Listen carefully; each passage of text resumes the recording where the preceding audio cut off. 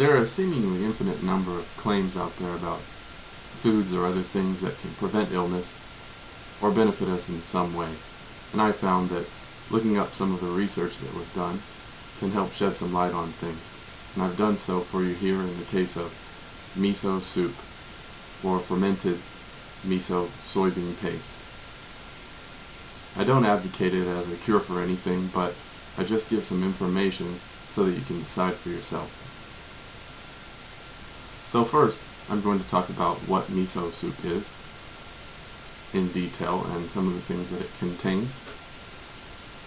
Next, I'm going to talk about the effects of miso and prevention of radiation injury and poisoning and the history behind it. And lastly, I'm going to talk about the effects in relation to cancer and hypertension or high blood pressure and experiments done with these.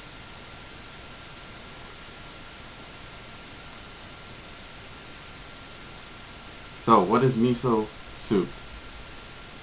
Some of the things it contains are kojic acid, which is a natural chelate or an agent that binds to heavy metals such as lead, mercury, and other harmful things and flushes them out through the digestive tract.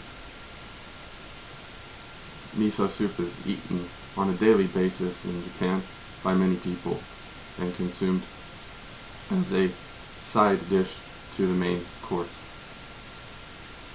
It also contains soy isoflavones, which have been shown in societies consuming soy to reduce incidences of common cancers.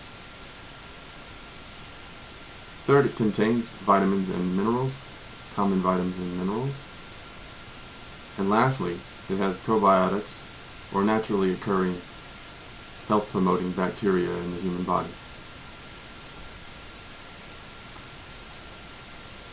Moving on to some of the protective effects. The first person in Japan to point out the radioprotective effects of miso for maintaining health was a physician in the Second World War. After the second bomb was dropped, the nuclear bomb was dropped on Nagasaki in 1945, he along with his employees were taking care of about 70 tuberculosis patients at a hospital about 1 or 1.5 kilometers from the center of the blast. Because of the nature of the blast, they were prevented from being physically injured, but they did not escape the radioactive fallout. However, they were not affected by the radiation and were not poisoned. And the research that was done as to why concluded that their consumption of miso soup helped in aiding to ward off the radiation poisoning. After this research was translated, some of the Europeans consumed miso soup as a preventative measure after the Chernobyl nuclear power plant incident in the 1980s. Also, recent research has been done on irradiated mice, as I've cited, and supports this hypothesis.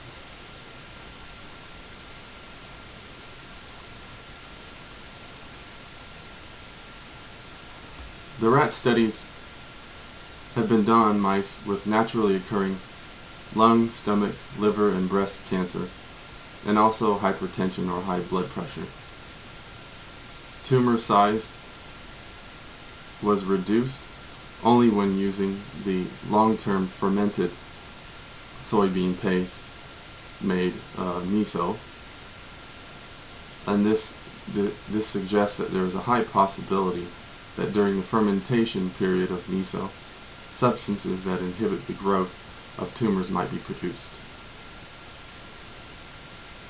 During another study, it was shown to attenuate or limit high blood pressure caused by salt intake in these rats as well.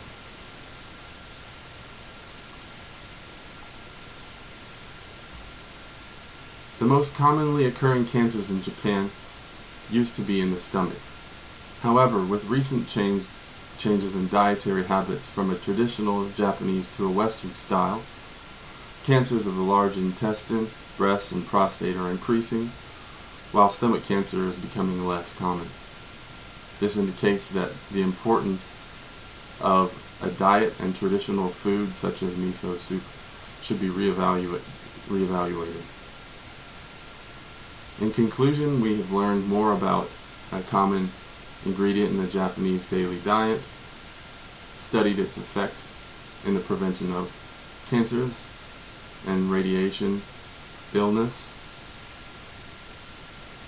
And lastly, I think it's important to note that while no one thing is a miracle cure, there is a lot of evidence to suggest that eating a healthy variety of foods can be beneficial to keeping our bodies strong and preventing illness.